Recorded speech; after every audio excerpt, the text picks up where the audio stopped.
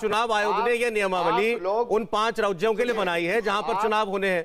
मैं चुनाव आयोग की बात ही इसीलिए कर रहा हूं क्योंकि उन राज्यों की बात है जहां चुनाव होंगे। दिल्ली में तो कोई चुनाव नहीं है यादव जी। अभी मेरी बात तो सुनिए जी, अभी मेरी बात तो सुन लीजिए। जहां तक इस भीड़ का सवाल हो रहा है तो आप लोग सेलेक्टिवली क्यों चीजों को उठाते हैं? जो जहां इसका उल्लंघन कर रहा है, कोरोना गाइडलाइंस को वायोलेट कर रहा है जी, सब जगह देखिए ना। आप क्यों एक पार्टी ने रैली करी क्या? यादव जी, आपकी पार्टी ने रैली करी क्या? आपकी पार्टी ने कोई सभा करी? चुनाव आयोग ने जब तिथि अनाउंस करी उसके बाद आपने कोई बड़ी रैली करी? आपने नहीं करी होती तो हम दिखा देते। ये बीजेपी वाले करते तो हम दिखाते कि ये देखिए नहीं मान रहे चुनाव आयोग की बात। अरे आपको दिखा नहीं, ये दूसरी बात है। अगर आप देखना चाहेंगे तभी दिखेगा। आप अगर देखते हुए आंख मूंद लेंगे तो आपको कोई नहीं दिखा पाएगा। यादव जी, आप बहुत सीनियर हैं, आप बहुत सीनियर हैं। मैं एक चीज आपको बताता हूं, ये आपकी पार्टी समेत सपा, बसपा, कांग्रेस, आम आदमी पार्टी, जो भी पार्टियां इस वक्त चुनाव लड़ रही हैं, इन सबकी रैलियों का शेड्यूल हमारे पास पहुंचता है सबसे पहले कि कहां कहां कौन सा नेता सभा करेगा, क्योंकि वो चाहते हैं कि उसको कवर किया जाए। तो हमारे पास सबकी जानकारी होती है, ऐसा नहीं है।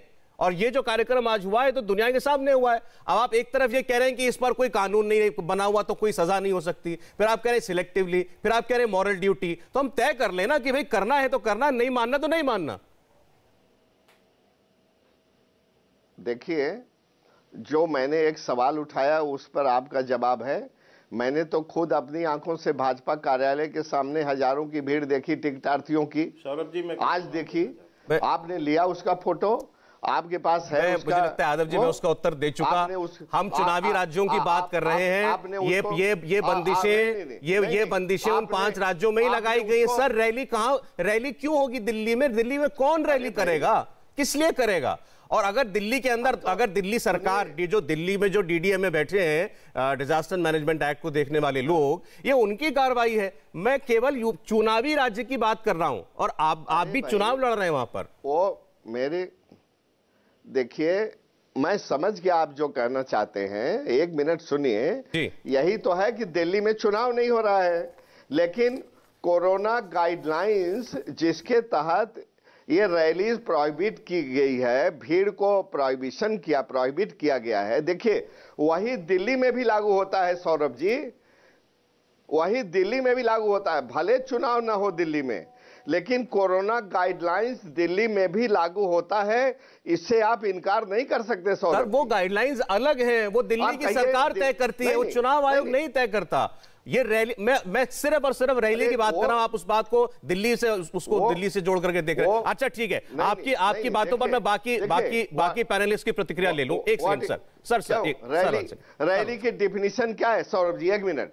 रैली का मतलब भीड़ है जहां ढेर सारे लोग इकट्ठा हों। जी हाँ, और चुनाव में वो प्रचार के लिए इकट्ठा किए जाते हैं, वो पार्टियां इकट्ठा करती हैं। नहीं, देखिए, चाहे वो प्रचार के लिए कहें, चाहे खाना खाने के लिए हो, चाहे शादी समारोह है। मुझे ऐसा लग रहा है कि आप ये चाहते हैं कि आप भी जब ऐसी कोई बड़ी रैली करें तो आप पे कोई उंगली ना उठाए, इसलिए आज आप इसको गलत नहीं कहना चाहते, क्योंकि अभी तो आपने कोई रैली की नहीं। तो आप भविष्य में जब करेंगे तो आप चाहते हैं उसकी भूमिका आज से बन जाए कि भाई ये कोई गलत बात नहीं है। एक सेकंड सर, मैं बाकी मेहमानों का समय जा रहा है। एक सेकंड, शिवम इस पर कुछ बोल दें, फिर मैं आ रहा हूं कि शिवम एक मिनट सर, मैं आता हूं। उंगली उठाइए, कार्रवाई करिए, लेकिन सबको बराबर। ठीक है, ये बात ठीक है आपकी, मैंने मान लिया। आप जब करेंगे आपका भी दिखाएंगे, बीजेपी करेगी तो बीजेपी इनका भी दिखाएंगे कि ये भी कानून नहीं मान। शिवम त्यागी जी बोले। सौरभ जी, मुझे लगता है कि आप जिस तरह से विपक्ष के साथ एकदम पूरा पक्षपाती रवैया अपनाते हैं, ये बहुत ही गलत है। आप बहुत ही सेलेक्टिवली इसको रिपोर्ट कर रहे हैं। आप इस बात को रिपोर्ट नहीं कर रहे कि जब अखिलेश यादव जी बोल रहे थे, ऊपर से आसमान से सैनिटाइजर इस तरीके से बह रहा था कि इन रैलियों में तो कोरोना हो ही नहीं सकता।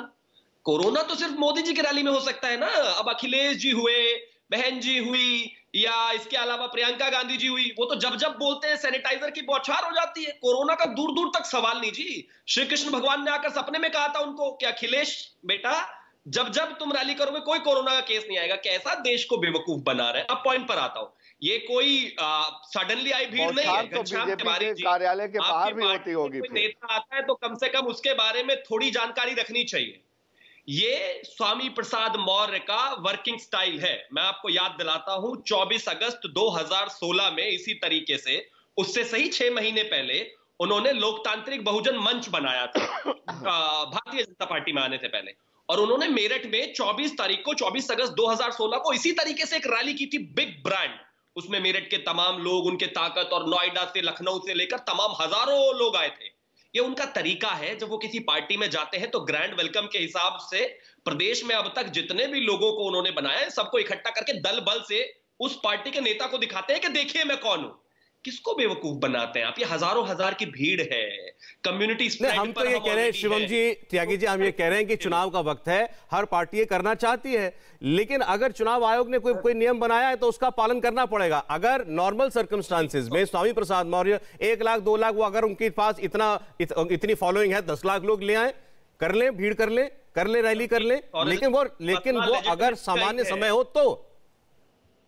सौरभ जी, मसला लेजिटिमेसी का ही है। आप अहंकार देखिए, सांसद बैठकर टीवी पर कहते हैं कि निर्वाचन आयोग इलेक्शन कमीशन है, वो कोई विधायिका या कोर्ट नहीं है। सर, वो बिल्कुल विधायिका या कोर्ट नहीं है, लेकिन चुनाव मैनेज करने का कोरोना के दौरान। जी हाँ, यादव जी की इस बात पर मैं चाहता हूं एक बार के शर्मा जी रिएक्ट करें और घनश्याम जी भी बोले इस पर। उन्होंने कहा कि चुनाव आयोग को ये तय करने का कि कितने लोग जाएंगे और कहां सभा होगी, कैसे होगी, इसका कोई लीगल राइट नहीं है।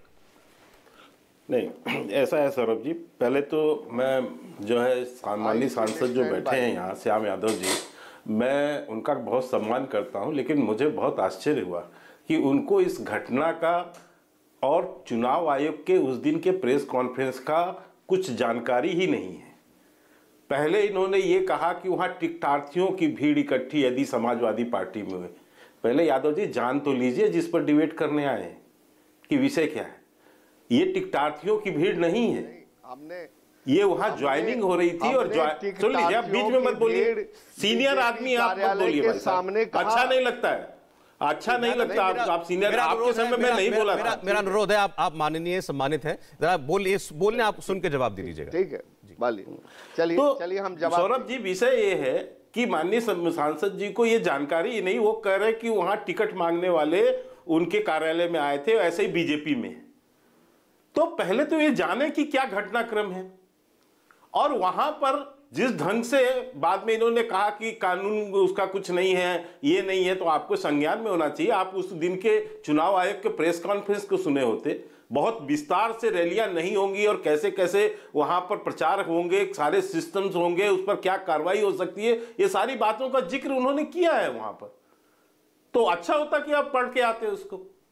तो बिना जाने तो एक कमेंट्स कर रहे हैं, उसके लिए मुझे लगता है कि आपको अपने शब्द वापस रखने चाहिए।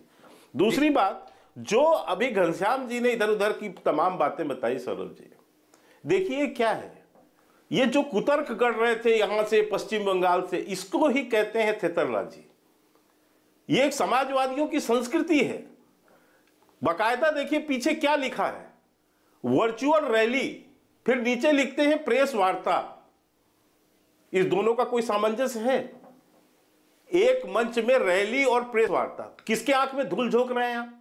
इंडिया टीवी हर वक्त हर जगह डाउनलोड करने के लिए सर्च करें India TV news Google play store या ऐप स्टोर पर।